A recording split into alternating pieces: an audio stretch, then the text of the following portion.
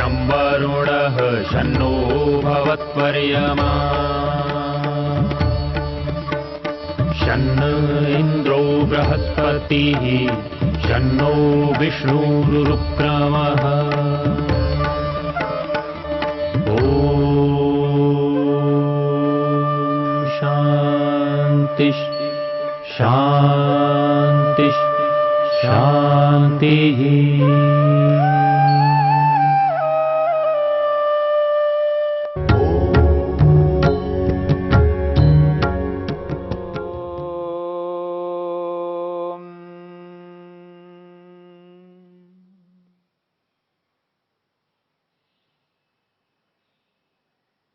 समाधिपाद के 48वें सूत्र में ऋतंभरा प्रज्ञा को समझने का प्रयत्न किया। ऋतंभरा प्रज्ञा किस प्रकार की होती है और ऋतंभरा प्रज्ञा को कौन व्यक्ति प्राप्त कर लेता है, किस व्यक्ति को ऋतंभरा प्राप्त होती है। वहां पर स्पष्ट किया है, निर्विचारा नामक समाधि को प्राप्त करके व्यक्ति अध्यात्म प्रसाद को प्राप्त करता है और वही अध्यात्म प्रसाद ऋतंभरा नाम से कही गई है। और ये ऋतंभरा प्रज्ञा है, इस ऋतंभरा प्रज्ञा की क्या विशेषता है। प्रज्ञा तो प्रज्ञा होती है, ज्ञान तो ज्ञान होता है, जानकारी तो जानकारी है। इस ऋतंभरा प्रज्ञा में क्या ऐसी विशेषता है और ज्ञानों से ये अलग है। महर्षि पतंजलि ने 49वें सूत्र में इस ऋतंभरा प्रज्ञा की विशेषता को प्रस्तुत किया है कि इसकी क्या विशेषता है, अन्य ज्ञानों से इसकी क्या भिन्नता है, क्या भेद है। उस भेद को 49वें सूत्र में स्पष्ट किया जा रहा है। महर्षि पतंजलि कहते हैं, श्रुतानुमान प्रज्ञाभ्याम अन्य विषया विशेषार्थत्वात्। वो कहते हैं, श्रुतानुमान प्रज्ञाभ्याम अन्य विषया विशेषार्थत्वात्। इस 49वें सूत्र में एक विशेष बात कही जा रही है। श्रुत अनुमान प्रज्ञाभ्याम, श्रुतानुमान प्रज्ञाभ्याम अन्य विषया विशेषार्थत्वात्। महर्षि वेदव्यास ने स्पष्ट किया है कि ये जो ऋतंभरा प्रज्ञा है, सा पुनः वो जो ऋतंभरा प्रज्ञा है वो कैसी प्रज्ञा है। तो कहते हैं, श्रुतानुमान प्रज्ञाभ्याम, एक श्रुत है और एक अनुमान है, और इन दोनों प्रकार की प्रज्ञाओं से अन्य विषया, अलग विषय वाली है, उनसे सर्वथा भिन्न है, भिन्नता रखती है। अन्य विषया प्रज्ञा है ये। क्यों? विशेषार्थत्वात्, विशेष अर्थ को स्पष्ट करने वाली है, यानी अर्थ की विशेषता को प्रकट करने वाली है। अर्थ में अलग अलग स्वभाव है, अलग अलग गुण हैं। वस्तु की विशेषताएं अलग अलग प्रकार की है, और ये ऋतंभरा प्रज्ञा उस वस्तु के विशेष स्वरूप को प्रकट करने वाली होती है। जिस स्वरूप को ऋतंभरा प्रज्ञा प्रकट कर सकती है, उस स्वरूप को न शब्द प्रमाण यानी आगम प्रमाण प्रकट कर सकता है, न अनुमान प्रमाण प्रकट कर सकता है। सूत्र है, श्रुत अनुमान प्रज्ञाभ्याम। प्रज्ञा दोनों के साथ जोड़ सकते हैं, श्रुत प्रज्ञा और अनुमान प्रज्ञा। श्रुत कहते हैं आगम को, यानी शब्द को।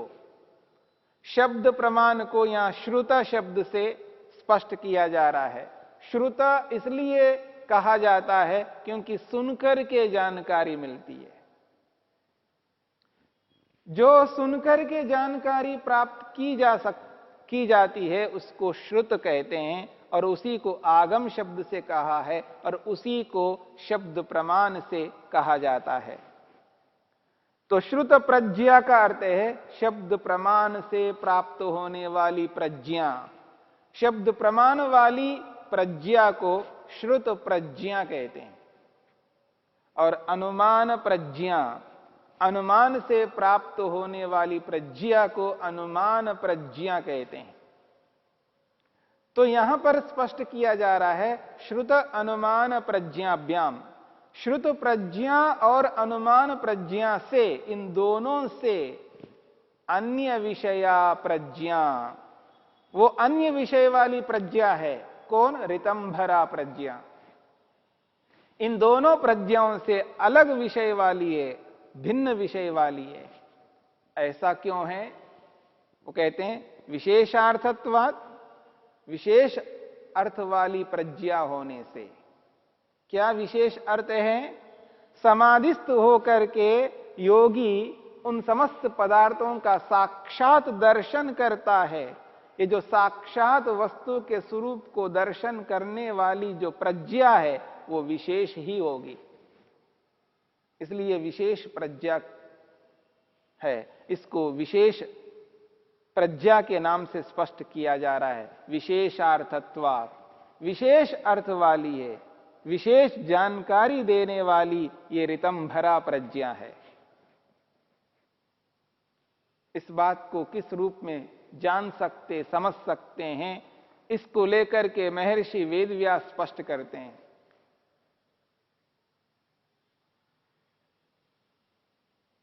श्रुत को समझा रहे हैं। श्रुतम आगम विज्ञानम, महर्षि वेदव्यास स्पष्ट कर रहे हैं श्रुतम, श्रुतम ज्ञानम, जो सुनकर के ज्ञान प्राप्त होता है।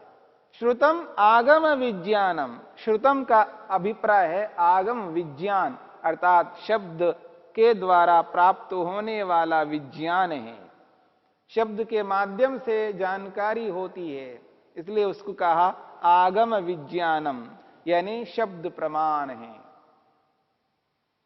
तत्सामान्य विषयम, और ये श्रुत ज्ञान है, सुनकर के जो ज्ञान होता है वो सामान्य विषयम, वो सामान्य जानकारी देने वाला है। सामान्य जानकारी ही देने वाला ये आगम प्रमाण है, जो सुनकर के जानकारी प्राप्त होती है। ये सामान्य जानकारी ही प्राप्त होती है, विशेष जानकारी प्राप्त नहीं होती है।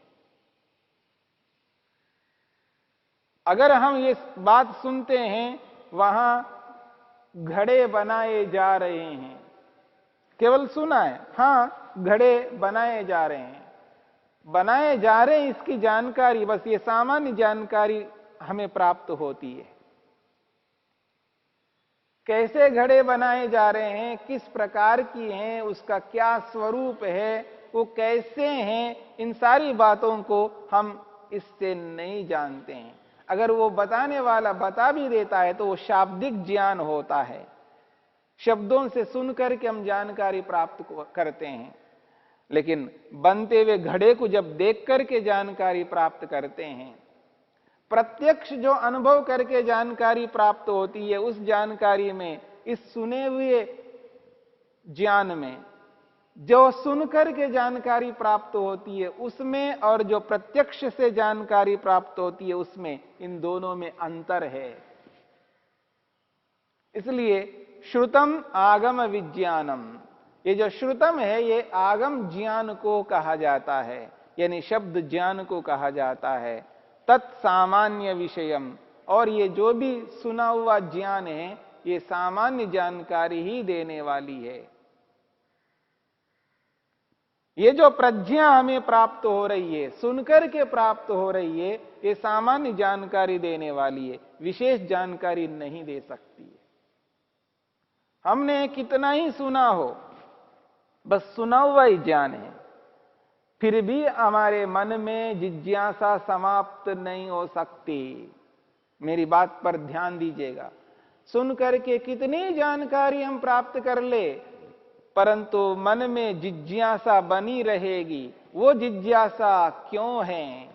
जब आपने उसके बारे में सब कुछ सुन लिया है, उस पदार्थ के बारे में प्रारंभ से लेके अंत तक, जिसको आप कहा करते हैं ए टू जेड पूर्ण रूप से आपने सुना है, तो जानकारी तो प्राप्त हो गई है। पर यह सामान्य जानकारी है, यह विशेष जानकारी नहीं है। विशेष जानकारी से तो व्यक्ति जब युक्त होता है, वो जो तृप्ति है, वो जो संतोष है, वो जो निर्भयता है, और जिज्ञासा का वहां लेश मात्र गंध नहीं रहता, यानी जिज्ञासा भी समाप्त हो जाती है, क्योंकि उसने प्रत्यक्ष किया। जब व्यक्ति प्रत्यक्ष रूप से उसका अनुभव करता है, उस स्थिति में और कोई जिज्ञासा नहीं रहती है। और शब्दों के माध्यम से कितना ही सुने, कितने ही लोग सुनाएं, जिस किसी भी रूप में सुनाएं, पर सुने हुए ज्ञान में वो स्थिति नहीं होती है। इसलिए कहा जा रहा है तत्सामान्य विषयम। वो तो सामान्य विषय है, सामान्य जानकारी प्राप्त कराने वाला है वो, इसलिए ही उसको शब्द प्रमाण कहते हैं। नहीं आगमेन कृत संकेतः शब्दः। नहीं आगमेन, आगम प्रमाण से जो भी जानकारी प्राप्त होती है, नहीं आगमेन, आगम प्रमाण से विशेषो अभिधातुम न शक्य। आगम प्रमाण के माध्यम से विशेष जानकारी को प्राप्त नहीं किया जा सकता है। यहां एक बात हमें समझनी है, नहीं आगमेन शक्यो विशेषो अभिधातुम। आगम प्रमाण के माध्यम से किसी भी वस्तु की विशेषता को नहीं बताया जा सकता। आगम प्रमाण के माध्यम से, यानी शब्द प्रमाण के माध्यम से विशेष जानकारी को नहीं दी जा सकती, सामान्य जानकारी ही दी जा सकती है। इसलिए महर्षि वेदव्यास कहते हैं, नहीं आगमेन शक्यो विशेषो अभिधातुम। शब्द प्रमाण के माध्यम से विशेष जानकारी नहीं दी जा सकती। इसलिए महर्षि वेदव्यास कहना चाहते हैं, नहीं विशेषेण कृत संकेतः शब्द। नहीं विशेषेण कृत संकेतः शब्द।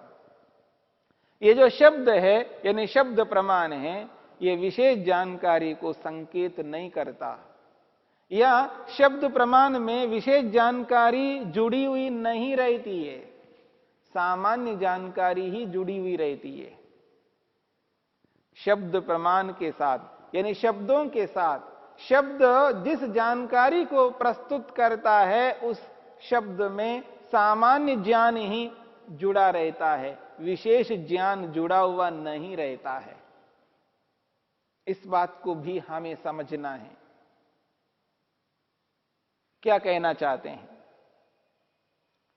आगम प्रमाण यानी शब्द प्रमाण जो जानकारी प्राप्त कराता है, वो जानकारी सामान्य होती है। परंतु जब व्यक्ति प्रत्यक्ष अनुभव करता है, उस प्रत्यक्ष जानकारी में और इस शब्द प्रमाण से सुन करके जो जानकारी प्राप्त होती है, उस जानकारी में जमीन आसमान का अंतर है। इस अंतर को समझना है। इसलिए ये जो ऋतंभरा प्रज्ञा है, ये श्रुत ज्ञान से सर्वथा भिन्न है, अलग है। सुनकर के जो जानकारी प्राप्त होती है, उस जानकारी से ये ऋतंभरा प्रज्ञा अलग है, अलग प्रकार की है, क्योंकि ऋतंभरा प्रज्ञा ये समाधि में प्राप्त होती है। समाधिस्थ व्यक्ति को ऋतंभरा नामक बुद्धि प्राप्त होती है, और वो प्रत्यक्ष बुद्धि होती है। और प्रत्यक्ष बुद्धि में उस वस्तु का पूर्ण स्वरूप स्पष्ट रहता है। जैसे ही व्यक्ति प्रत्यक्ष से जब उस पदार्थ का पूर्ण ज्ञान प्राप्त करता है, उसके मन में किसी भी प्रकार की कोई जिज्ञासा नहीं रहती है, जिज्ञासा ही समाप्त होती है। इसलिए जब तक शब्द प्रमाण से जानकारी हम प्राप्त करते रहते हैं, तब तक हमारे मन में जिज्ञासा बनी रहेगी, और जब तक जिज्ञासा बनी रहेगी तब तक सुखी नहीं हो सकते हैं। जिज्ञासा मनुष्य को दुखी करती रहती है, जिज्ञासा मनुष्य को उद्विग्न करती रहती है, जिज्ञासा मनुष्य को शांत नहीं बैठने देती है, जिज्ञासा सदा उस ओर उन्मुख करती रहती है, यथार्थता को प्रत्यक्ष से जान सके। इसलिए जो व्यक्ति शब्द प्रमाण के माध्यम से विभिन्न प्रकार की जानकारियों को प्राप्त करके अपने आप को ये अनुभव करता है, मैं तो बहुत जानता हूं, कितना ही जानो, कितनी ही जानकारी प्राप्त कर लो, किससे? शब्द प्रमाण से, पर वो सामान्य जानकारी ही मानी जाएगी, विशेष जानकारी नहीं मानी जाएगी। हां, जिन्होंने शब्दों के माध्यम से जो जानकारी प्राप्त नहीं किया है, उनकी अपेक्षा से तो आपके पास जानकारी अधिक है, ये तो माना जा सकता। ये माना जा सकता है कि जिन्होंने जानकारी प्राप्त नहीं किया है, उनकी अपेक्षा से जिसने शब्दों के माध्यम से जानकारी प्राप्त की है, उसकी जानकारी उस व्यक्ति से अधिक है, वो उस व्यक्ति से अधिक जानता है, परंतु इतने मात्र से जिज्ञासा समाप्त नहीं हुआ करती है। और जब तक मन में जिज्ञासा बनी रहती है, तब तक सूक्ष्मता से व्यक्ति अशांत रहता है, तृप्त नहीं हो पाता है, संतुष्ट नहीं हो पाता है। अपने आप को वो व्यक्ति उद्विग्न कर देता है, क्योंकि जिज्ञासा मन में है। उस जिज्ञासा की पूर्ति प्रत्यक्ष से हो सकती है। इसलिए कहा जा रहा है, श्रुत ज्ञान से, श्रुत प्रज्ञा से यह ऋतंभरा प्रज्ञा अन्य विषया, अलग विषय वाली है, सर्वथा भिन्न है। इस बात को हमें समझना है, समझ करके इस ऋतंभरा प्रज्ञा को प्राप्त करने की चेष्टा करनी है, और एक ऐसी स्थिति में पहुंचना है जिस स्थिति में पहुंच करके हम कह सके, हां, हमें ऋतंभरा प्रज्ञा प्राप्त हुई है, यथार्थ जानकारी हो गई है। अब भूतार्थ विषय से युक्त हैं, जो वस्तु जैसी है उस वस्तु को वैसा ही जानते हैं। स्फुट प्रज्ञालोकः, ये तो स्पष्ट ज्ञान का प्रकाश हुआ है। अब वहां विपर्यास नहीं है, वहां विपरीत ज्ञान नहीं है, मिथ्या ज्ञान का गंध भी नहीं है, केवल सत्य ज्ञान है, और वो भी पूर्ण ज्ञान है। यही ऋतंभरा प्रज्ञा की विशेषता है।